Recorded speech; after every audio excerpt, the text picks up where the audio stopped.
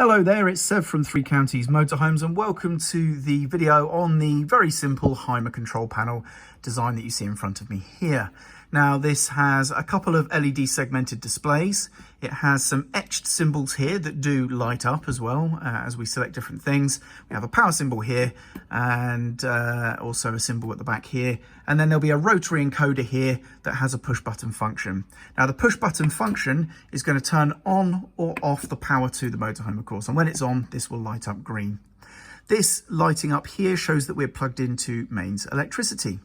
And then we simply use the rotary encoder to select between these different etched symbols, starting off at the back here where we have a battery in the rear of the motorhome. So that's going to be our leisure battery, and we can check the voltage here on this segmented display.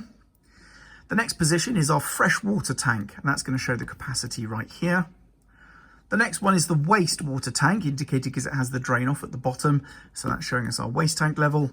And then lastly, a battery in the front of the motorhome. So that's going to be the vehicle battery. And then we can see the voltage on that display there. Lastly, if there is an alert we need to be aware of, such as a low battery voltage or water tank level, we will get this warning triangle illuminate here. And it's as simple as that. That's how you use the Hymer control panel.